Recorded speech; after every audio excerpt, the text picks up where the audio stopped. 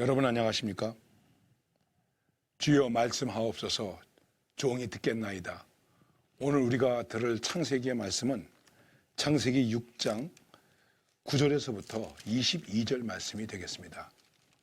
이 말씀은 여러분이 잘 아시는 대로 노아의 족보와 그리고 방주를 만드는 말씀이 나와 있습니다. 9절 말씀 보면 이것이 노아의 족보니라. 노아는 의인이요 당대의 완전한 자라. 그는 하나님과 동행하였으며 세 아들을 낳았으니 셈과 함과 야벳이라. 좀 내려가서 보면 이렇게 말씀하고 있습니다. 너는 고페르나무로 너를 위하여 방주를 만들되 그 안에 칸들을 막고 역청을 그 안팎에 칠하라. 왜 하나님께서 방주를 만들게 되었는가? 방주는 큰 배를 의미하는 것입니다. 그때에 노아가 살던 때에 온 땅이 하나님 앞에 부패하여 포악함이 땅에 가득한지라. 6장 11절 말씀입니다. 하나님이 보신즉 땅이 부패하였으니 이는 땅에서 모든 혈육 있는 자의 행위가 부패함이었더라. 그래서 하나님께서 안 되겠다, 이제 멸하리라 하면서 노아에게 너는 방주를 만들어라 이렇게 말씀하고 있는 것입니다.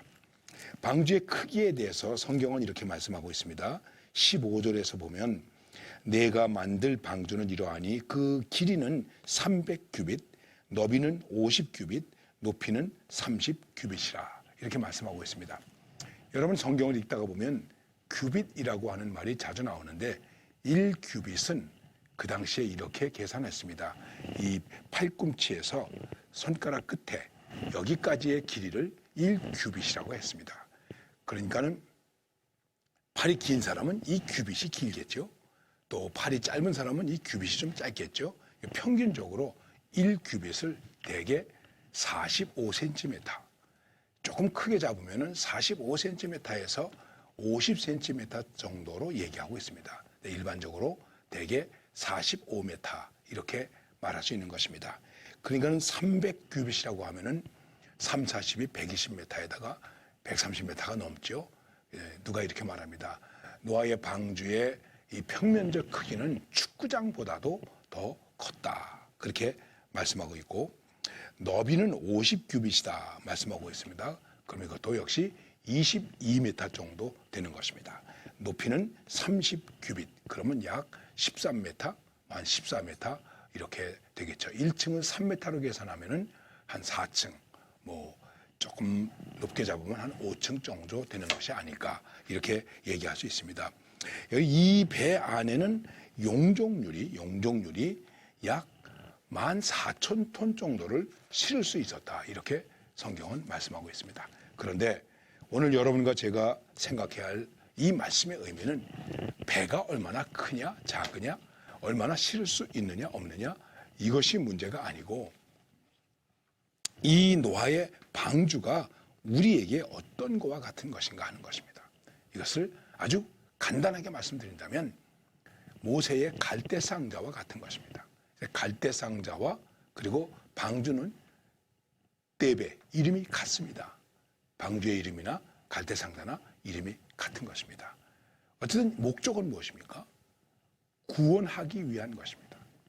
이 땅이 부패했기 때문에, 죄가 많기 때문에 멸하리라, 다 죽으리라 이렇게 말씀하고 있지만 그 멸하리라, 죽으리라 하는 말씀 가운데서 또 다시 뭐라고 말씀하고 있느냐 하면은 살리라, 살게 하리라 하는 말씀이 있는 것입니다.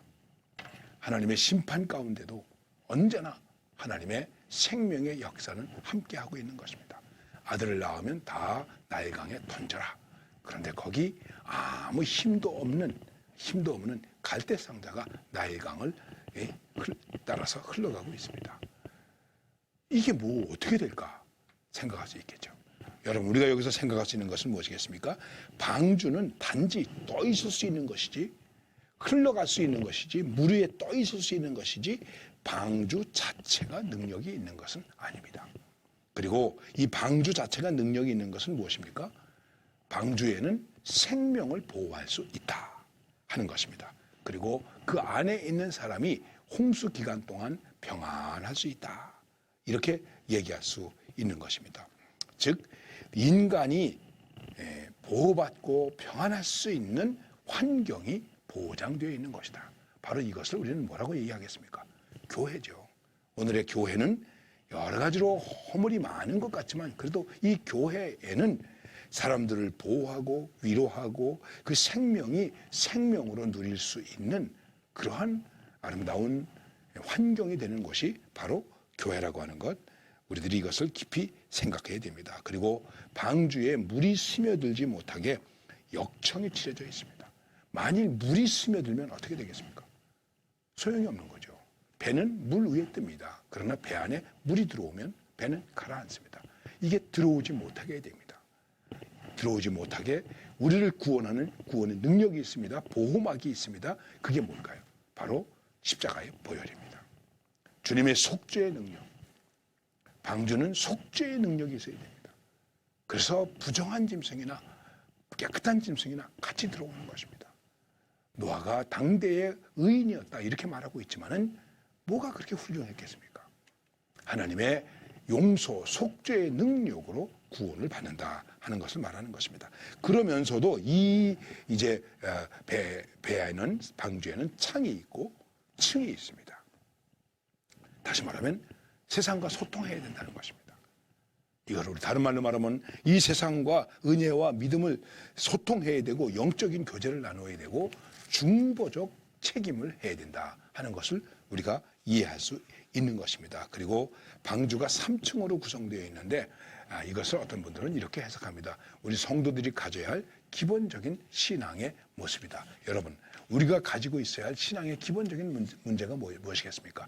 가장 기본이 되는 것은 중생입니다. 거듭남입니다. 그 다음에 거듭난 사람이 계속해서 어떻게 살아야 됩니까? 깨끗하게 살아야 됩니다. 그리고 그 구원 얻은 중생과 깨끗함을 가지고 헌신해야 되는 것입니다. 우리의 신앙생활이 어떻게 구성되어야 될까요? 거듭남, 성결함, 그리고 헌신. 여러분, 지금 내 믿음이 그렇습니까? 우리 교회의 모습이 그런 것입니까? 바로 이 방주 속에서 이렇게 구원하는 모습을 생각해야 됩니다. 멸하리라, 멸절하리라, 죽으리라, 그러나 살리라.